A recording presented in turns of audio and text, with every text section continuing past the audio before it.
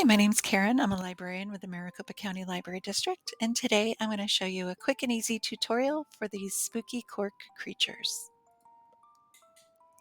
Spooky cork creatures are great for your fall decor or if you decorate for Halloween. They're super fun, super easy. So you're going to need some form of paint. I like these Posca paint markers. They're pretty mess-free. They're easy to use. You're going to need some eyelet hooks if you want to make this into a garland. You can go ahead and just use these to screw into the top of the cork, and then you'll just put your string through those. I have some gauze for my mummy cork creature, and then twine or string if you want to make that garland. Some glue. I have Elmer's glue, but you could also use hot glue. I've got some beads that I can use, and then the scissors. All right, we're going to start with a super basic Frankenstein cork creature. Shake your Posca paint marker or other paint marker, and after you uncap it, you're going to want to press that paint tip or marker tip in so that paint can get on the tip of that marker. And don't worry if too much paint comes out. These corks absorb a lot of the paint, so you'll just go ahead and move that around and paint the entirety of the cork all the way around and the top and bottom.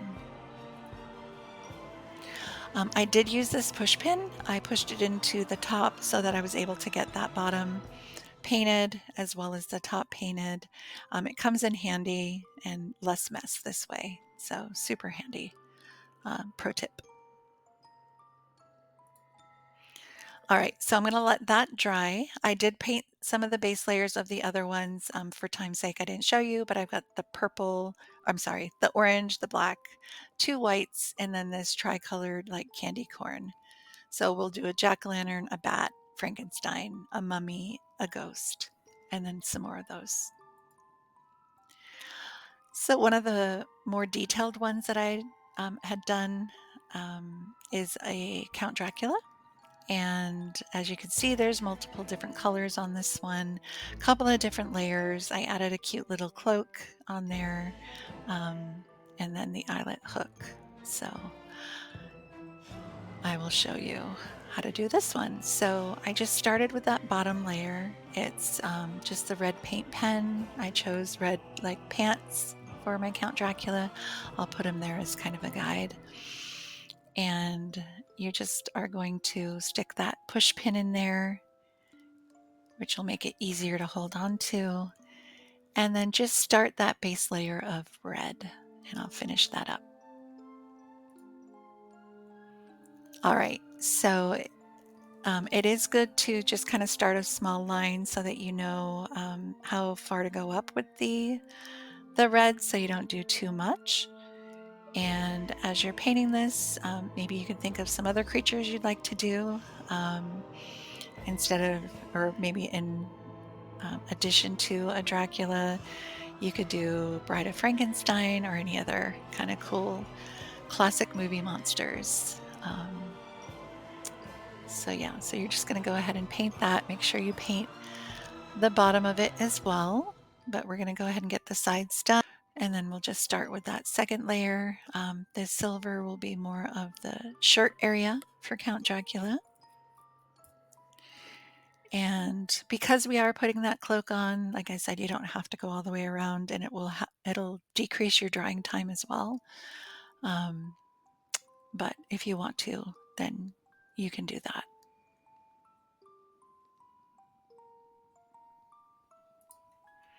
And then next up is the kind of ghoulish flesh tone for Dracula. It's a little bit lighter. And you're just going to go ahead and paint that on as well. You can let each of these layers dry a little bit before doing the next. That way you don't get any bleed through with the colors bleeding into the next. Some of the corks have some defects in them, so just make sure you put a little extra paint to fill in any of those cracks that you might see.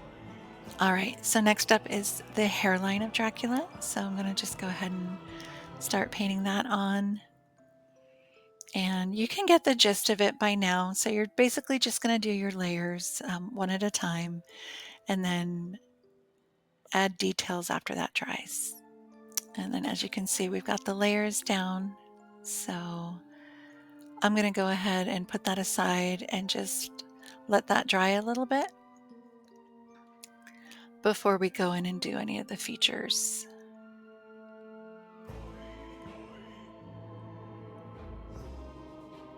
All right, so I'm going to grab that finer tip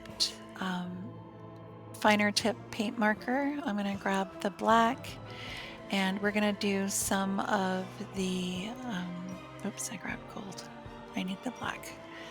I mean, you could use gold if you wanted, but I'm going to do the jack-o'-lantern, the Frankenstein, and the ghost with black features. So for the Frankenstein, you can make these as complicated, or I should say detailed as you want. I'm going to just do an easy peasy one.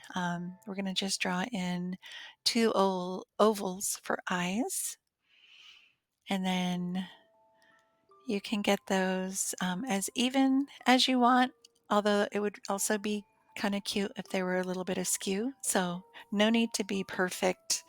Um, they're meant to be kind of spooky. So I'm going to go ahead and draw a unibrow across the top.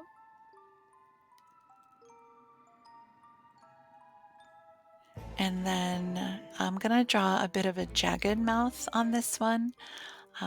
It'll give it kind of a spooky yet charming little detail on there. So easy, not much to it, pretty simple. And then Frankenstein is going to have a little bit of a hairline, so I'm just going to go back in and draw a couple of triangles just right up on the top. He kind of has a higher hairline than Count Dracula does. And then I'll just go and fill in those little triangles with some of the black paint. These thinner ones tend to dry out a little bit more, so you might have to shake it and dot it a couple of times in the painting process.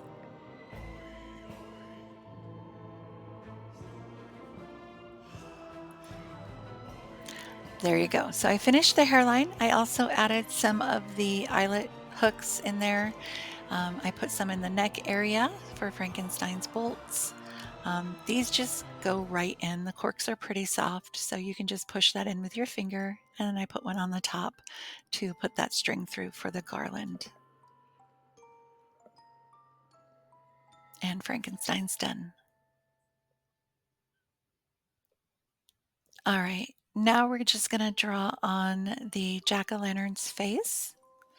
And then we can also do some of these others that can be pretty simple. That one I'll probably do as a ghost, maybe the mummy. So for the jack-o'-lantern, also very easy. You're just going to draw in triangles for the eyes and the nose. Like I said, you can make these as detailed as you'd like, but I kind of like them a little simplistic. And then just draw in a toothy grin. You could do the jagged mouth as well on this one, but this one I'm just going to give it kind of like a toothy grin.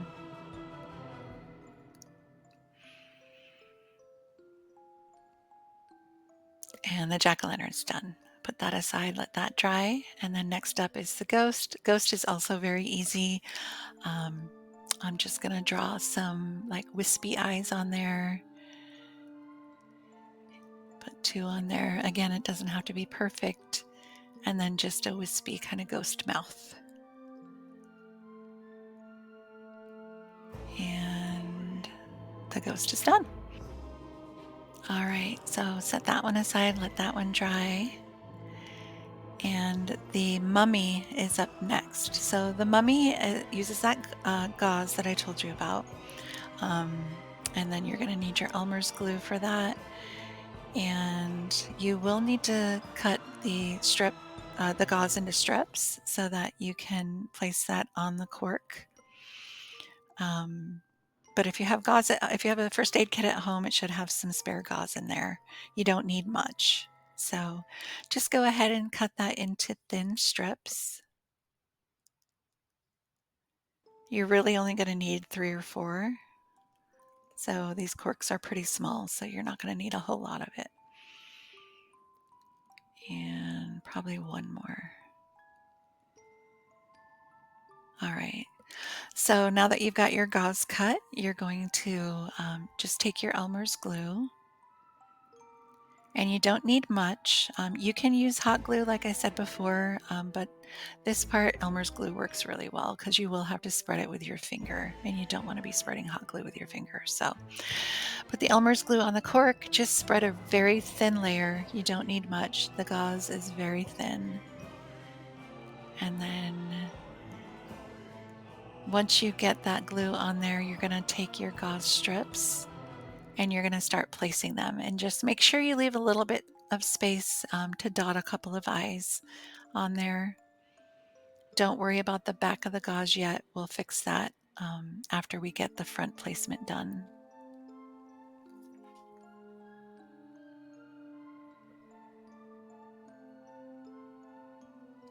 All right, and I'm going to put a little strip at the top, which I didn't put enough glue on, so I'm just going to put a little more Elmer's glue and then put that strip of gauze right at the top.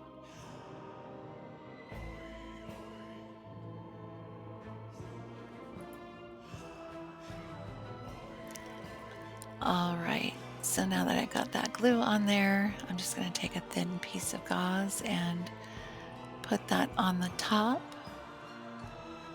Press that down so that the glue catches a hold of it. And then on the back side, this is where I'm going to dot a little bit more glue right there at the ends where the gauze meets the cork. This might be a little too much, but that's okay. And then just press the ends of that gauze down. All right, so now your mummy has the gauze placed on there, and I'm just going to grab my fine point Posca paint pen and just dot a couple of eyes. There we go. And our mummy is done.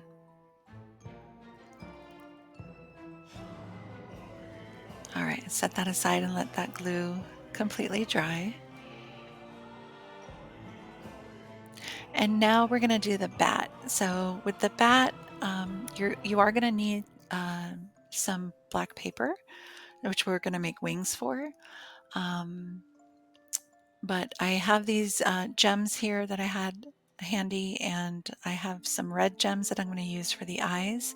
You could also just dot red eyes on there with the paint pen, or white eyes, or whatever color eyes you want your bat to have. But I thought it would look cute with these little red gems for the eyes.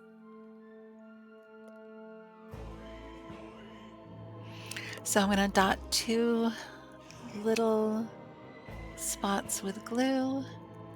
This one you might be better off using hot glue with, because Elmer's glue does tend to run a little bit, where the hot glue tends to stay where you put it. Just be careful when you're placing the gems if you use hot glue, because it will be warm. So I'm just going to put these little red gems or beads on those glue dots. Here we go. Move it just a little bit. And then I'm just going to set this aside and let that dry, and I'll show you how to make the wings. So if you have some spare black paper around, you're just going to cut a small piece of that, fold it in half, and then, oops, fix that. You don't want the eye falling off. I'll just set it up, see how that goes. And then take your scissors and just kind of eyeball it. You're going to cut just kind of a semicircle swoop for the top of the wing. Come around and down to a point.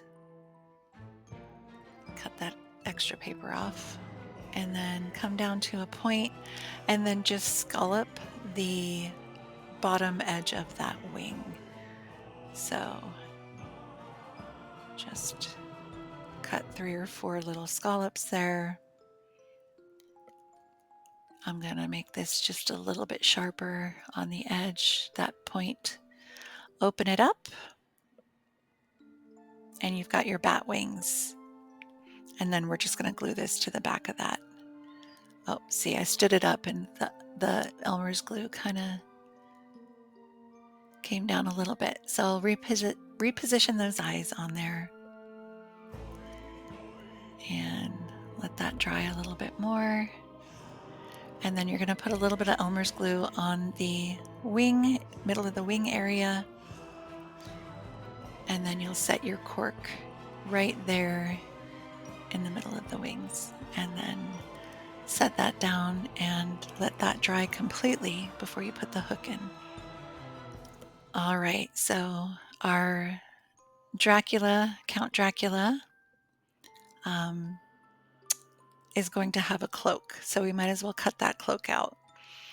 And this is foam. You could still use paper, use the rest of that paper that you had handy, but I had this thin foam piece ready, so I'm going to make a pattern for that cloak, and I'm just going to eyeball it. I just kind of want a rounded bottom with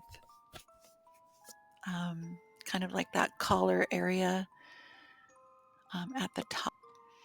All right, so I cut out those pieces, and I'm just going to make a few adjustments here. Just cut this side just a little bit more, and then cut those edges off. You're going to want, like I said, kind of like that collar area to be a little bit sharper. So if you cut this across and then make this more of a point at the end, and then see size-wise how it fits. And this is a little bit too large. I don't want my collar to come up quite that far in the back. Yeah, and then as you can see, the bottom is a little bit too long. So just make some adjustments, trim that up a little bit. Just cut it across the bottom there.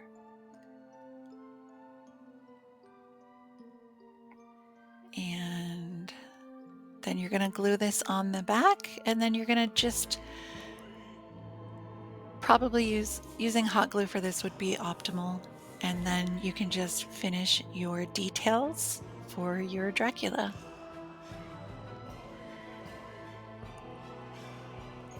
So I like to outline each section as well because it just makes it a little more refined. And then make sure you get the top and the bottom of that cork.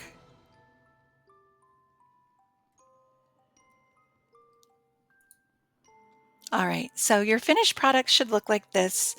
For time's sake, I didn't go through all the details. It's the same process as the others. You're just going to draw the eyes, the mouth. I drew him some fangs, and he is ready to go. So this is when you can place your eyelet hooks into the top of all of your corks and get those set up and ready to go.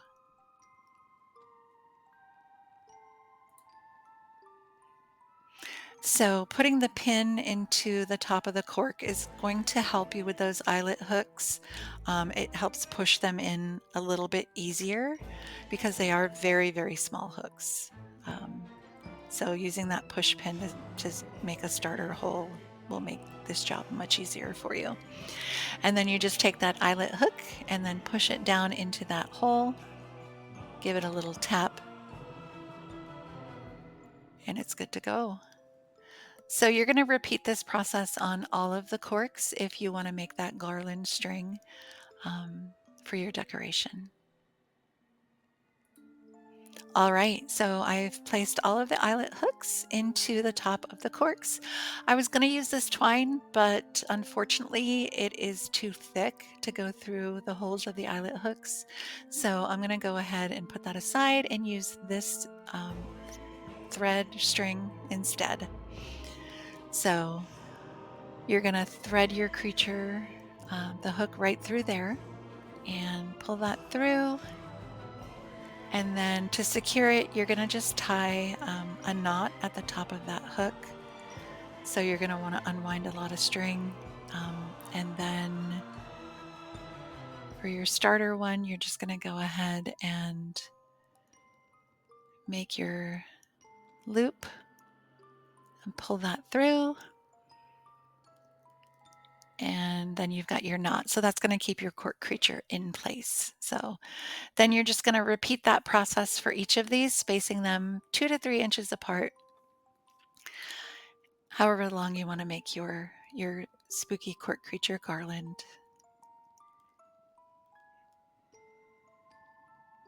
And then once you've got